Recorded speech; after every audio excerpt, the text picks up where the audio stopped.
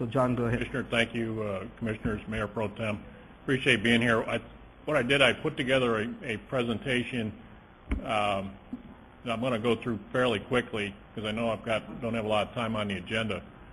But I tried to go through this project, not where we are today, but how we got into this project from the very beginning, what we've accomplished, and where we're going with this project.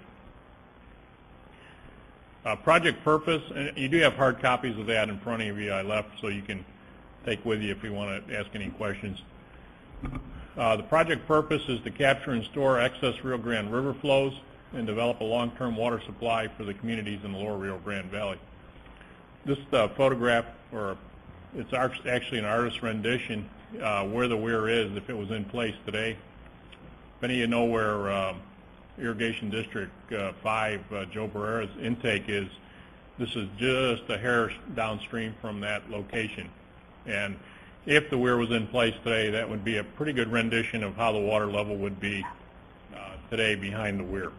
How close to the mouth is it? It's quite a ways, about 40 miles from the river miles from the mouth, so it's upstream. If you were to go down Southmost Road, heading down Southmost, and there's a McDonald's on the corner. Mm-hmm. If you were to turn right there and go right to the river, that's about the location. About a quarter mile away from the Impala pumps? Yeah, not very far. A little bit of project history. Preliminary examination and survey report, feasibility of the channel control dams in the lower Rio Grande was actually done by the IBWC in 1957. They identified at that time the need for another weir, actually Falcon Amistad and another weir dam in the Brownsville area. So this is nothing that was started in the 80s or 90s. It was actually thought about in the 50s. We identified the project in our water supply report in 1984. We since added that to the Texas Water Plan Region M, which I serve on that board, and it's identified as a project needed for water supply in 2002 and 2007. Some inefficiencies in the lower Rio Grande water delivery system. Releases are difficult to coordinate. No available storage or flow re-regulation. Releases are subject to natural channel losses and unauthorized diversions. Water release not diverted and lost. And we're at the end of the pipe down here in Brownsville. We have a limited water supply. We call for our water 7 days in advance from Falcon. Once they release that water, the water either needs to be taken or it goes out to the Gulf. So a lot of things can happen. I'll give you an example today. There's an extensive rainfall up in the San Benito, Rio Grande City area. There'll be a lot of water coming down the river tomorrow. We probably won't need to take our water, and a lot of that water will go by, where if the weir was in place, we could capture some of that water.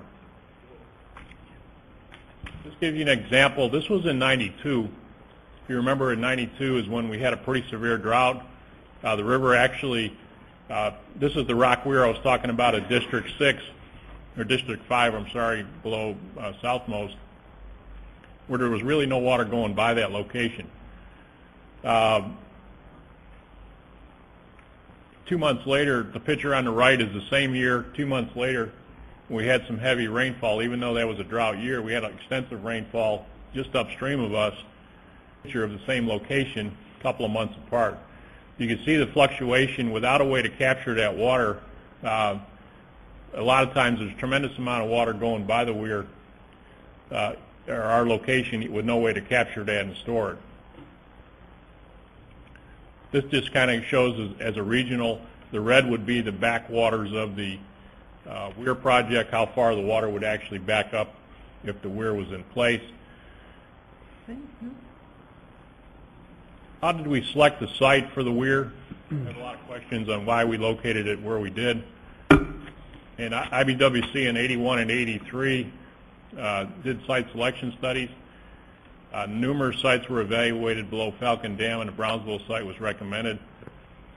Maximizes the storage capacity and project yield. Below any major diverters on both sides of the river. Below Brownsville and Matamoros diversion points provides the storage for pump intakes upstream. And it's above any wastewater discharge outfalls and proposed West Whale bridge site. that we have. If you were to go to this site out there, go back to our original photo, if you remember, it's within the banks of the river. We start to get below that, and the banks start to flatten out. So there would really be no way, if we put the weir farther downstream, to capture that water without it inundating a large area. So this was the last point where the high banks are before it starts to level out.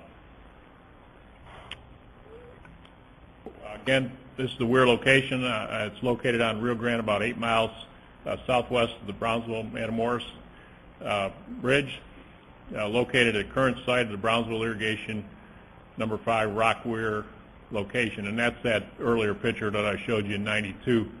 That's what they do, is they block off the river so that the irrigation districts can pump water. And there's a series of these up and down the river. Weir features: the weir is located at river mile 48.6, about 8 miles downstream from the International Bridge. The top of the concrete weir was set at elevation 1, mean sea level, with 6 retractable radial gates 25 feet high. This is just a cross-section to show you, if you were in the river looking downstream, where the weir would be within the banks of the river and how deep those weir gates would be. But that's just an artist to show you kind of how it would look if you were taking a cross-section looking downstream. Reservoir features entirely within the Rio Grande channel, river channel. Maximum normal pool elevation is 26 mean sea level. If you were to cross the Gateway Bridge and look down, there's a gauge down there with various heights. If you looked at 26, that would be 26 as the artist rendition. We took that, and Don Breeden did an artist rendition with elevation 26 in place. So that would be a true picture of looking from Hope Park towards the bridge on a normal day. Maximum pool depth would be 27 feet. Normal pool level 8 to 10 feet below the top of the river bank. So again, we're not doing anything but staying within the banks of the river. Pool features: the storage of this reservoir would be 6,000 acre-feet of storage. Reservoir surface area 600 acres. Reservoir maximum width 260 feet within the banks. Again, 42 miles reservoir length upstream to river mile 90 near La Paloma, Texas. Water available for storage and use. Water can be stored, subsequently diverted and used.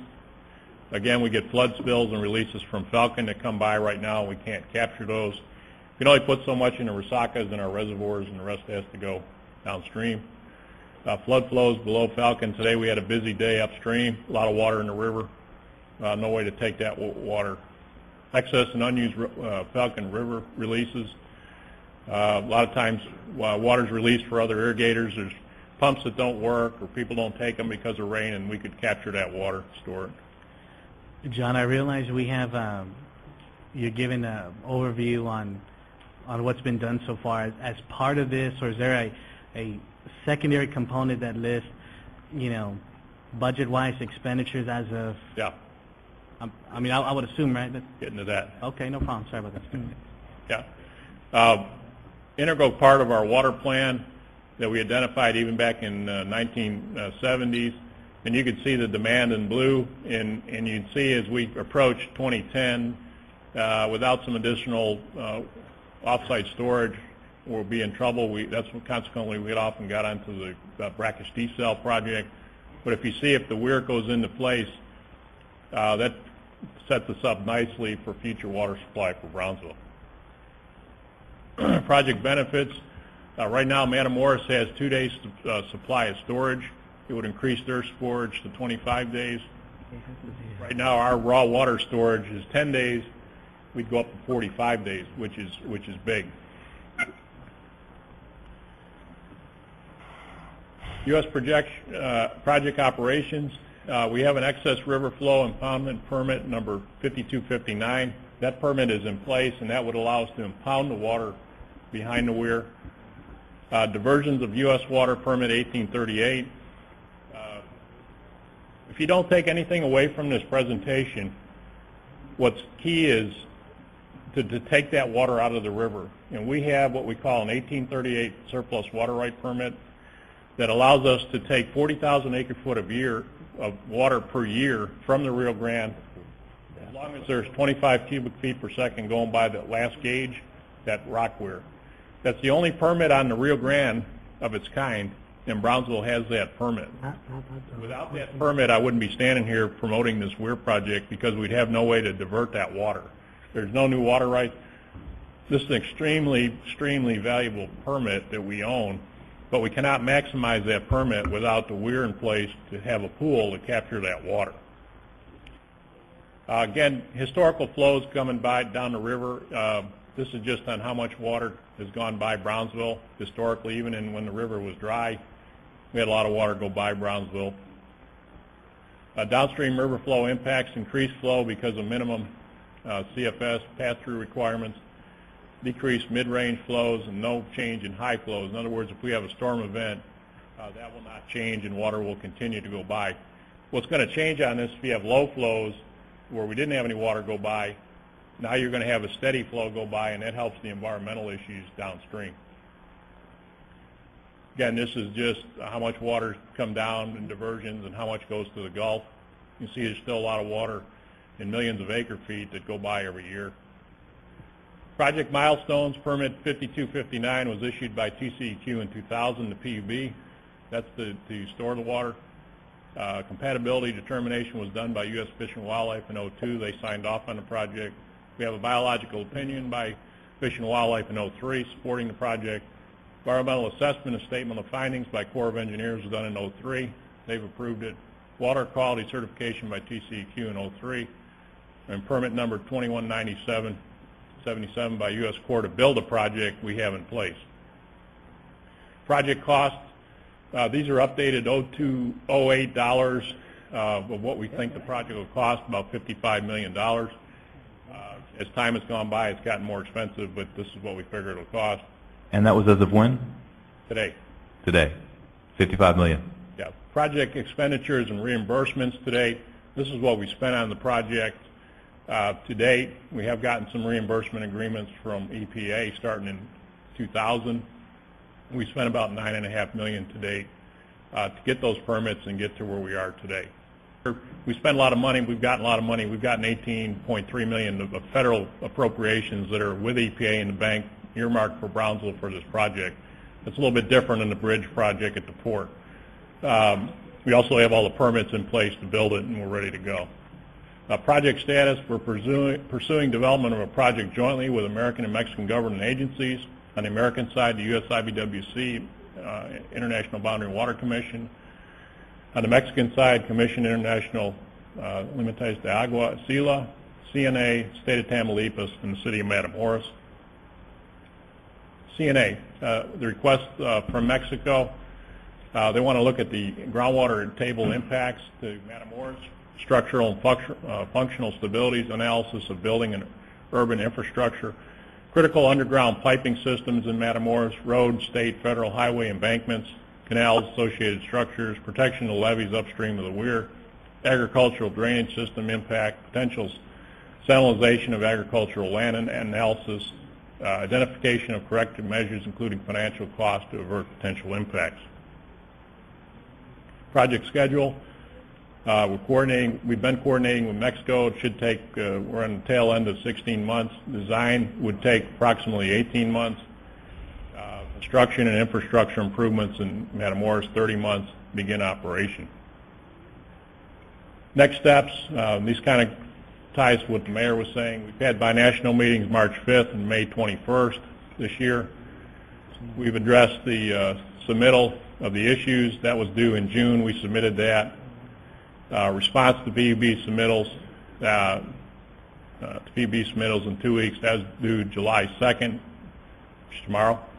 Our next binational meeting to get approval, hopefully in final authorization, is July 15th.